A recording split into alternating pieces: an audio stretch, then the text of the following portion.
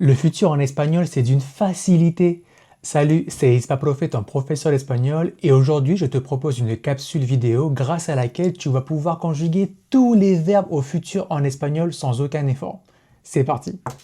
Déjà, pour conjuguer au futur, il faut garder l'infinitif en entier. Donc, tu garderas hablar, comer, vivir, dormir, tout le verbe. Et ensuite, il te suffit de rajouter les terminaisons. Et les terminaisons du futur en espagnol sont quasiment similaires à celles du français. Il faudra employer e, as, a, hemos, eis, han.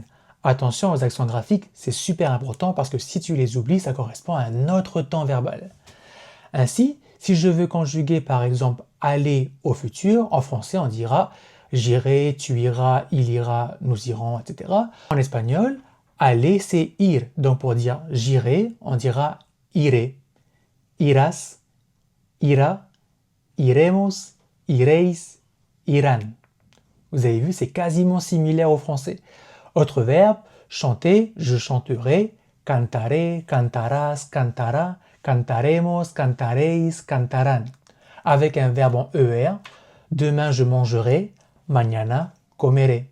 Bon, ok, je t'ai vendu du rêve, mais en vrai, il y a quelques pièges puisque certains verbes sont irréguliers.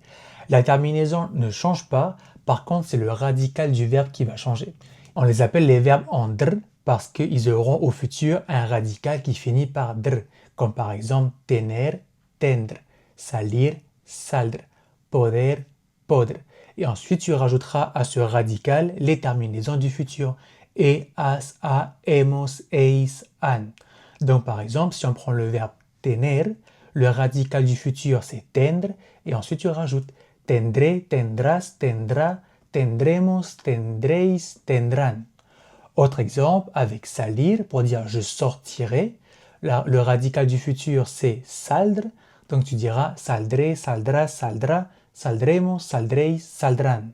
Et enfin, deux irréguliers qui ne rentrent pas dans la catégorie des dr, ça va être hacer, qui aura un radical futur qui sera H-A-R, et enfin le verbe decir, qui veut dire dire, qui aura un radical futur en D-I-R. Donc, haré, harás, hará, haremos, haréis, harán. Et pour le verbe dire, diré, dirás, dira, diremos, diréis, dirán. Et vous verrez qu'en fait, ces deux irréguliers ressemblent quasiment parfaitement au français. Puisque pour dire je dirai, diré, tu diras, dirás, il dira, dira. Voilà. Si tu veux pratiquer ton futur en espagnol, n'hésite pas à m'écrire dans les commentaires ce que tu feras la semaine prochaine ou bien ce que tu feras durant les vacances et avec plaisir je te corrigerai. Hasta luego!